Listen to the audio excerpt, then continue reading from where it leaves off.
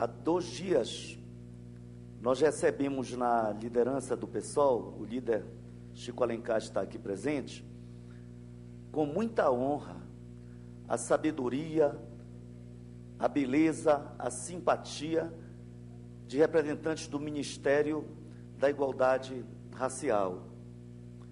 Ministra Nilma, além de ser uma intelectual, uma negra que ousa se dedicar à construção de um Brasil mais justo, e foi muito queridamente recebida por todos nós que emprestamos todo o apoio ao fortalecimento daquele ministério.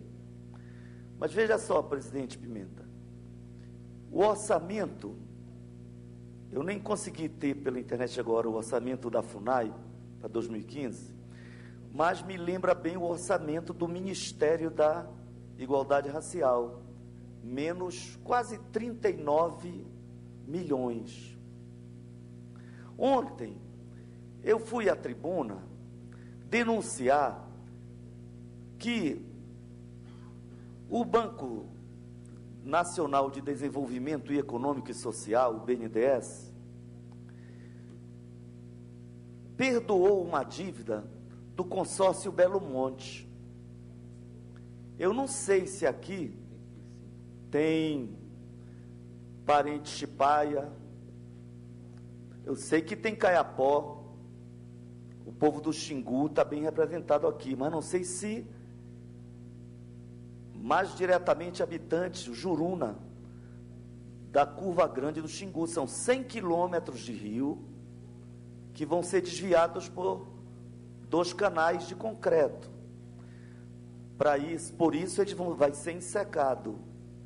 Aí começa o desespero, porque os moradores ficam sem água, sem peixe, sem condição de permanecer. As mineradoras já estão autorizadas a tirar o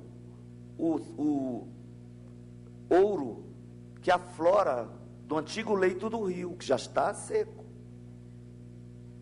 E quem entrou agora na internet e ouviu alguns órgãos de comunicação, porque nem todos falam, ontem a polícia estava arrebentando com as mulheres que se negam a sair de suas casas tradicionais e que resolveram ocupar o canteiro do consórcio.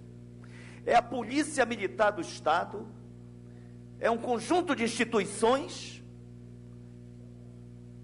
a Justiça, salve-se o Ministério Público, que está ali do lado dos povos indígenas, dos direitos, mas a Justiça determinando reintegração de posse. Então, eu citei esse caso, que é uma violência contra os povos indígenas, para construir uma grande hidrelétrica, que não vai produzir energia quase. É um estrago ambiental e social muito grande, com pouco retorno na produção de energia. Agora, eu citei 2 dados numéricos. O Banco de Desenvolvimento Econômico e Social perdoou 75 milhões de uma empresa que até agora é um consórcio, já recebeu do BNDES 22 bilhões e meio para fazer a obra. Quem está pagando esse dinheiro somos nós, porque o contrato foi de uma taxa que hoje está em 5,5%. O governo, para repassar esse recurso do BNDES e passar para as empresas, faz empréstimo, porque pede títulos da dívida pública, em 13%. É meio complicado entender isso, mas é importante dizer. O Ministério 39, só a multa perdoada de quem está destruindo a natureza, agredindo o povo indígena, tem um perdão, deixa de pagar uma multa por atraso na obra de 75, é o dobro do que o Ministério tem para gastar o ano inteiro. Aí a gente vê a FUNAI totalmente desestruturada.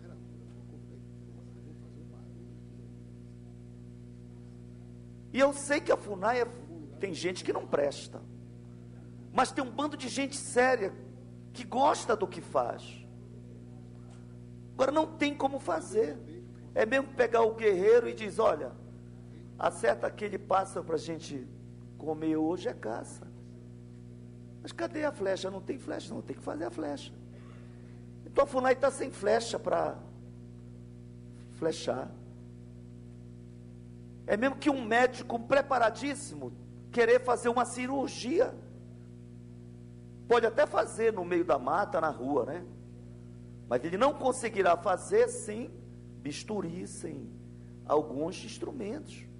Então a FUNAI está totalmente desestruturada. E tem gente do governo que apoia a causa indígena. Eu estou falando aqui, não é para espizinhar, não. É para mostrar a importância da pressão indígena. Porque se há pressão, o governo é obrigado a olhar com mais carinho. E às vezes quem está dentro ali, tem uns que não aguentam. A ex-presidente da FUNAI deu uma entrevista dizendo: eu não podia permanecer se eu não tinha como fazer, eu estava desautorizada a fazer o que é a obrigação da FUNAI, comandar os processos de estudos para demarcação de terras indígenas. Então, se eu estou proibida de cumprir a minha função, eu não fico mais nessa função. É mesmo que me impedir de ir à tribuna, de apresentar projeto, de ser contra ou a favor. Se eu não puder ser deputado, eu não vou ser deputado, eu renuncio o mandato. E estamos com um presidente interino. Isso é uma desmoralização, porque o cara não sabe se é presidente, se vai ser até quando. Assumiu porque a presidente saiu, renunciou. E que autoridade tem? Tem ido aos nossos encontros, gente boa. Hoje de manhã estava na sessão solene, mas totalmente sem aquilo que a gente chama de moral para enfrentar os desafios grandes. Enquanto isso, os órgãos em favor dos agentes hegemônicos estão aí poderosos. Você vê a Cátia Abreu, do Ministério da Agricultura, com toda a crise que nós vivemos, ela está no ministério poderoso. Quando há financiamento público, grande parte é exatamente para os agronegocistas, para essa turma aí que tem ódio de índio e quer exterminar, porque é isso que eles querem. Por isso que eles incentivam o genocídio contra índio. Então, eu queria expressar essa minha FUNAI falou.